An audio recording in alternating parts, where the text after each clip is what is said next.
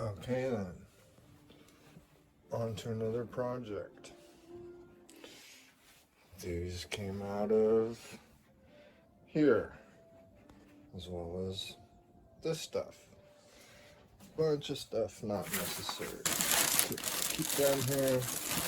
Got lots of rags upstairs. Throw it away. Ain't been using that in however long. Didn't even know it was there. Get rid of it. We're trying to consolidate, organize, and make living more efficient. In which case, yeah, this entire house is beautifully done. Totally executed well and completely finished, other than this is everybody's typical scenario where they have their water heater and heating. It's like the movie Brazil. No reason for it to look necessarily so, in which case we're going to make it look nicer. You know, it's like you have tiled bathroom, kitchen, carpets everywhere, and then you come to this, your laundry room with bare concrete. Looks ugly. What do you do about this? Spend a lot of extra money on it? No, not at all. Because leftover tiles from whatever they've done that they think they're going to use for something and never do. Well, here's where you would use something like that. I will show you how this is going to work. Though this is beautiful, I appreciate the look of this. Industrial. But let's see what we can do to make things a little nicer here, shall we? Alrighty then. And wouldn't you know it, after getting to the bottom of things, just like everybody's garage is nicely organized like this, we find hidden in the back corner creases a stack of tiles left over from other projects. You got concrete here and there. You can like make some cool accents. Here we have quite a selection, actually. Slate. We got a marble. We've got limestone. And I suspect other cool stuff here. Why let it sit fallow when you can actually put it to good use? Yeah, like there's a single one of a different color, but that is what sets off the entirety of a thing by accenting thusly. So, let's see how this is going to work. That's more than enough to cover the floor of this laundry room. No problem. That's a beautiful red one. Now just take a look at this gorgeous leftover tile we have to work with. Look at that. Oh, it's awesome. Glad to see it's not going to go to waste, but actually going to be used and appreciated. Far out. What do you think? And what do you know? These 12 by 12 inch pieces slip nice and neatly between two heater units. Don't you love it when things work out that way? I'd already cut this to match the door jamb, and it goes there. This one was cut to fit nice and neatly under there. Just got to fill in the space, close off any air gaps, and keep vermin from coming into the house if they actually get this far. Meanwhile, as far as the threshold, which is where I'm working from, going in, they had some leftover tiles from another project in another bathroom. So we're using it here as an accent piece because this is the transition they've been living with all this time. Going from nice carpet to a bare piece of wood, you know, even though the doors hid it. As soon as you open it up, that's what you're welcome to. And then a concrete pad to do your laundry. Like going to the local coin op. No thanks. Let's make this look nice. Here we had one full sheet of 12 by 12 in a really nice red.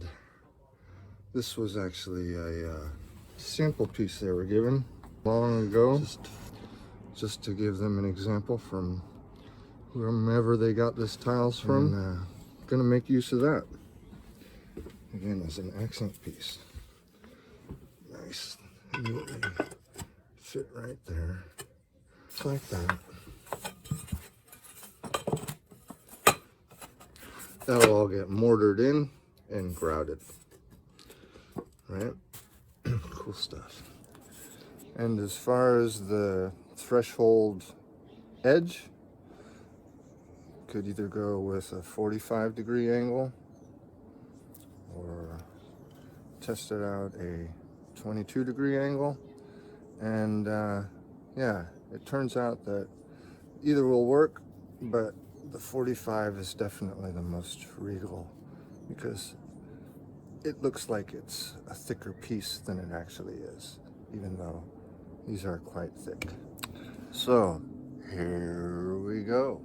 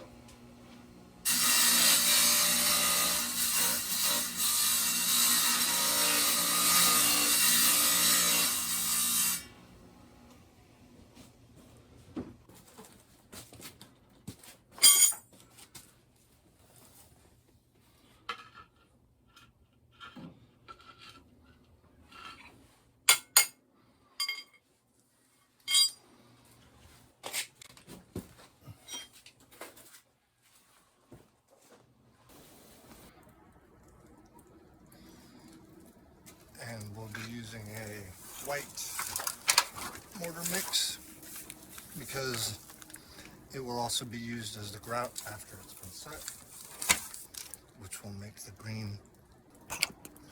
You know how that goes. Oh, and don't forget to wear a protection.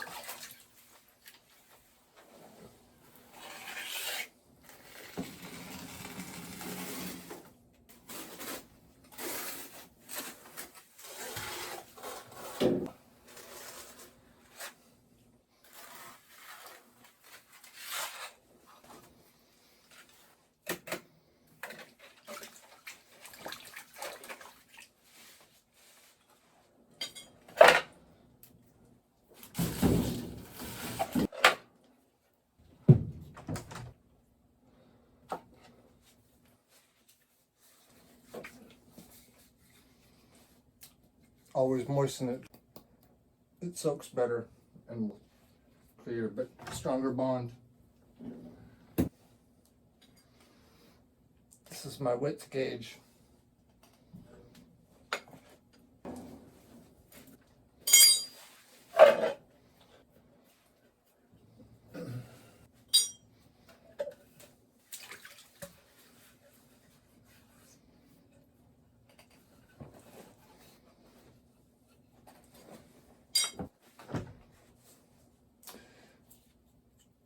A straight edge or a angle iron works to make sure everything's flush.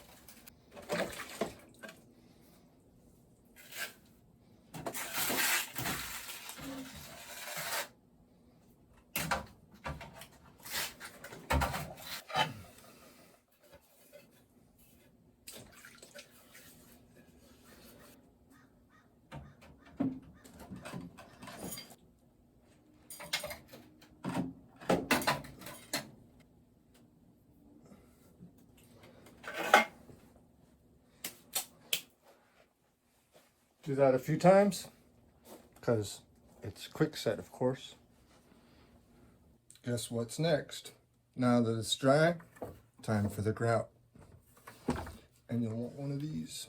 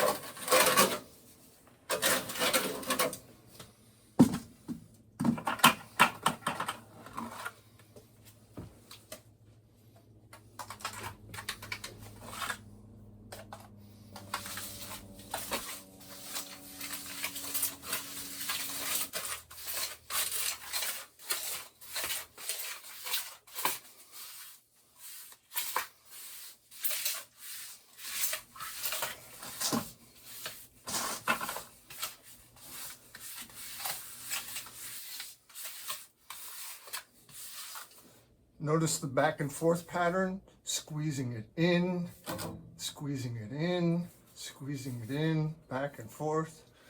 So there's no gaps, because that's where it will fail, because it will fill with water in that little bubble of air trapped in there. Pop, and then goes the weasel.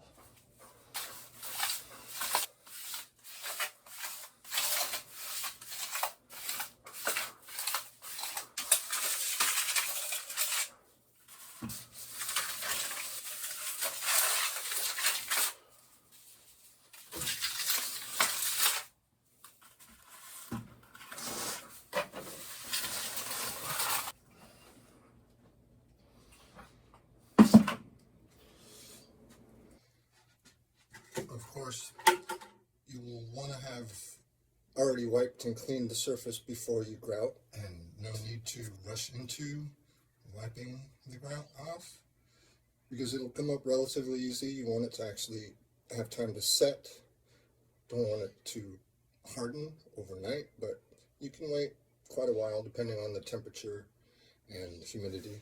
And then it's just a matter of getting on one's hands and knees in service of others. Circular motions till you even it out, or keep it even.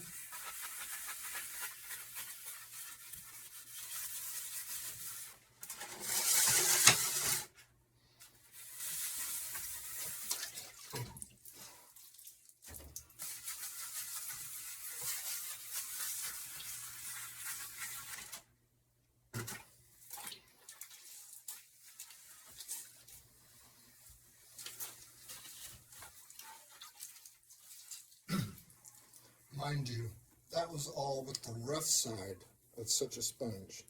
Now it's time to use the soft side. I'll have to do this a couple times. Well, alrighty then. Check that out. Now this room is regal. Now the floor matches the sophistication of the washer dryer for sure. All that set. Going behind the heaters and around the water and underneath, right down to the threshold, having its own unique look. Huh? By the way, who are you gonna call for your everyday needs and special? You know who. This job is done. Say goodnight.